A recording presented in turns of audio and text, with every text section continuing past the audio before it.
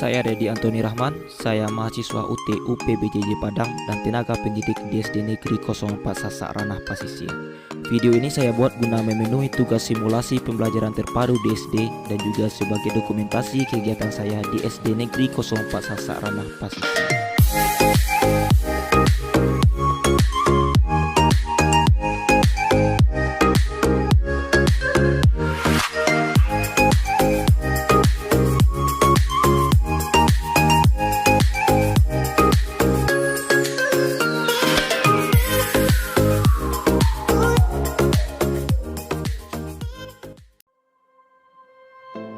Assalamualaikum warahmatullahi wabarakatuh. Waalaikumsalam warahmatullahi wabarakatuh. Selamat pagi anak-anak. Pagi, Pak. Apa kabar hari ini? Alhamdulillah tidak sehat luar biasa. Wah, luar biasa ya. Coba perhatikan teman-temannya. Ada yang tidak hadir? Coba lihat dulu. Ada? Ada, Pak. Siapa anak? Joko, Pak. Ya, Joko. Joko orang tuanya sudah memberitahu kepada Bapak dia tidak hadir hari ini karena dia kurang sehat. Ya, jadi kita berdoa semoga Joko cepat diberikan kesembuhan dan bisa bergabung lagi dengan kita. Amin ya robbal. Amin. Ya. Sebelum kita belajar, seperti biasa kita harus berdoa. Siapa yang pimpin doa hari ini? Ada, Pak. Ya, silakan aja.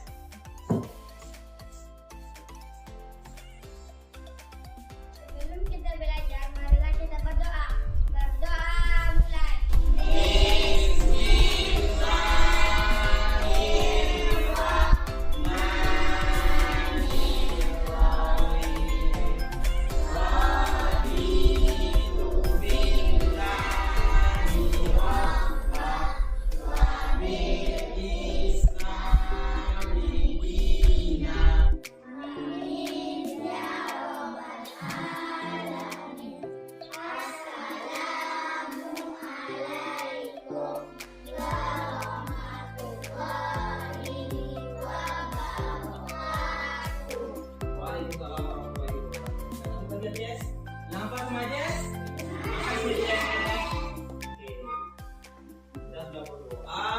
Sebagai warga negara yang baik, sejak pagi kita ngapain? Ayo, menyanyikan lagu wajib nasional. Lagu apa kita nyanyikan hari ini?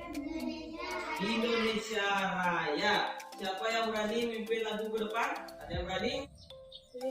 Silakan ayo. Tepuk tangan dulu dong untuk Ayu yang berani. Ada yuk. Hiduplah Indonesia Raya. Indonesia tanah airku, tanah tumpah darahku. Di sanalah aku berdiri, jadi pandu hidupku. Indonesia ya, Indonesia ya, merdeka, merdeka, tanahku, negeriku yang ku cinta. Indonesia ya, merdeka, merdeka, hiduplah Indonesia ya. Kemarin kita sudah melaksanakan pembelajaran keempat. Pembelajaran keempat, ada ingat kita belajar apa kemarin? Daun hidup kupu-kupu. Ya, daun hidup kupu-kupu. Ada yang ingat bagaimana proses daun hidup kupu-kupu? Ya, Ayu, silakan Ayu. Daun hidup kupu-kupu dimulai dari telur yang biasanya berada di permukaan daun. Dari telur menetas berubah jadi ulat. Ulat selanjutnya berubah menjadi kepompong. Masa kepompong akan berlangsung beberapa hari sebelum menjadi kupu-kupu kecil dan kupu-kupu dewasa yang indah. Sudah, Pak. Ya, pintar sekali tepuk tangan untuk Ayu. Ya, setelah kita belajar pembelajaran 4, sekarang kita masuk ke pembelajaran 5. Nah, pembelajaran 5 ini apa saja yang mencakup pada pembelajaran 5 ini? Ada 3 mata pelajaran yang kita bahas di sini. Yang pertama PKN, Bahasa Indonesia, dan Matematika. Apa tujuannya kita belajar pada hari ini? Tujuan pembelajarannya ada 6. Yang pertama, setelah membaca, siswa dapat mengidentifikasi ide pokok dari informasi yang disajikan tentang pertumbuhan dan perkembangan kata dengan tepat. Siswa ini siapa maksudnya? Iya, anak-anak bapak di sini maksudnya. Yang kedua, dapat menuliskan pokok-pokok informasi yang disajikan tentang pertumbuhan dan perkembangan kata dengan tepat. Yang ketiga, dapat memberikan saran sebagai pemahaman arti bersatu dalam keberagaman di sekolah dengan benar. Yang keempat, menceritakan, memberikan saran sebagai pemahaman arti bersatu dalam keberagaman di sekolah dengan benar. Yang kelima, menentukan hasil kali 2 bilangan cacar dengan hasil sampai 1000 dengan benar. Yang keenam, siswa dapat memecahkan masalah sehari-hari yang melibatkan perkalian dengan benar. Nah, itu tujuan dari pembelajaran kita hari ini. Nah, sekarang coba perhatikan ke depan. Ayo, lihat ke depan. Gambar apa ini? Gambar kata. Bahasa kampung kita ini gambar kata ini apa ini? Kodok. Apa lagi? Kangkuang. Ada lagi? Nah, pokoknya itulah ya. Ada nggak ada yang penting itu. Berarti ini tahu ini hewan apa? Hewan apa? Kata. Kalau bahasa kampung kita kodok atau kangkuang. Oke. Nah, apa yang akan kita pelajari pada kata ini? Sama loh seperti kemarin buku-buku tentang daur hidup. Nah, coba perhatikan. Daur hidup kata. Bagaimana daur hidup kata ini? Daur hidup kata ini secara umum ada 4 tahap. Yang pertama dari telur. Telur dia berubah menjadi berudu atau kecebong. Bahasa kampung kitanya gaundang ya, gaundang. Lalu berubah menjadi kata muda, kemudian menjadi kata dewasa yang kemudian nantinya akan menjadi ibu kata. Untuk lebih jelasnya, coba lihat bukunya. Ayo keluarkan bukunya. Buka halaman 131. Coba buka halaman 131.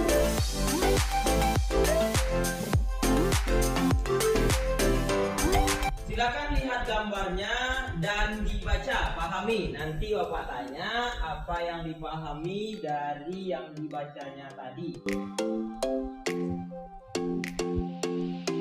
Sudah selesai? Oke, ada yang bisa menyampaikan apa yang dibacanya tadi?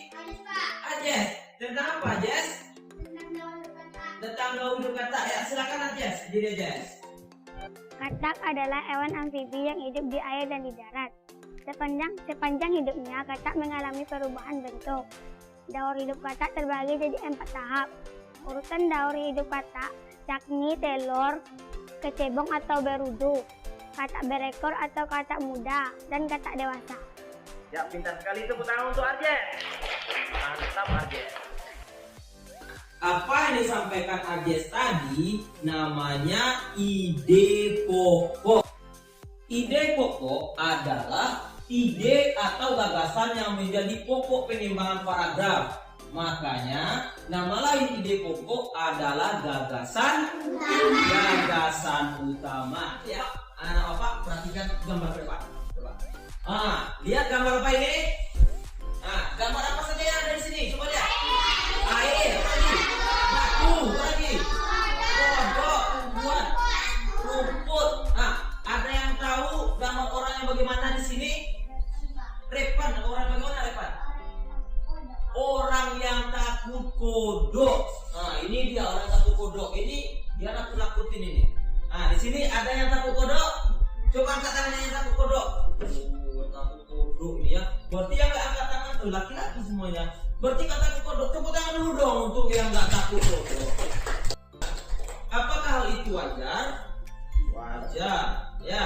Jadi manusia itu ada yang berani, ada yang tidak. Nah, memang itu sifatnya manusia. Sebagai warga negara yang baik, apakah kita boleh menakut-nakuti teman kita yang takut? Tidak. Sebagai warga negara yang baik, kalau ada teman kita itu yang takut kodok, apa harus kita lakukan? Ada yang bisa menyampaikan sarannya? Bene, ya silakan berdiri Bene, sampaikan. Sebagai warga negara yang baik, kita harus memahami perbedaan sesama manusia. Kita sebagai teman juga harus memahami perbedaan sifat dan karakter teman kita. Jika teman kita takut terhadap kata, kita tidak boleh mengejeknya, tapi harus memberi semangat agar dia lebih berani. Ya, pintar sekali, tepuk tangan untuk Benny. Sekarang kita masuk ke matematikanya. Nah, matematikanya di sini kita akan membahas perkalian. Perkalian merupakan penjumlahan berulang-ulang. Kemarin kan kita sudah belajar perkalian itu. Nah, Bapak sampaikan seperti ini. Kita kan tadi membahas kata itu. Kalau dalam satu kolam itu ada 5 ekor ibu kata. 5 ekor ibunya dalam satu kolam itu. Dan satu ibu itu memiliki 5 anak ekor kata, 5 anaknya. Jadi berapakah jumlah anak kata dalam kolam tersebut? Ya, Valen? 25, Pak. Kenapa 25, Valen? Karena satu ekor ibu kata mempunyai 5 ekor anak kata. Dalam kolam tersebut ada 5 ekor ibu kata, maka kalian kalikan 5 kali 5, hasilnya anak kata berjumlah 25 ekor. Ya, pintar sekali, tepuk tangan untuk Valen. Penyu, tahu penyu? Tahu. Bahasa kampung kita penyu apa? Katuang. Ya, ada yang pernah lihat katuang? Ada yang pernah, ada yang tidak. Coba lihat. Penyu juga berkembang biak dengan cara bertelur. Penyu termasuk hewan yang dilindungi. Salah satu cara melindunginya adalah dengan membuat penangkaran penyu. Sebuah penangkaran penyu memiliki 7. Ya, ini 7 itu berapa ini? Oh, 3, salah Pak ya. 7. Nah, ada 7 bak penyimpanan anak penyu.